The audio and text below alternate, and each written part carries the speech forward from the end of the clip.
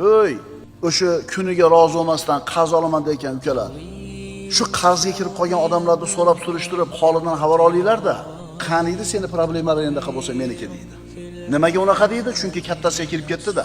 Kim o'zi xohlayotganda qilib yashashga yeta olmayotgan bo'lsa, sabr qilish kerak, shoshilmaslik kerak. Chunki shoshqaloqlik, besabrlik, qanoatsizlik insonni qarzga botiradi, oxir-oqibat afsusga tiqib qo'yadi. Yana qaytarib aytaman, hozirgi yoshlar hamma narsani birdaniga bo'lishini xohlayapti.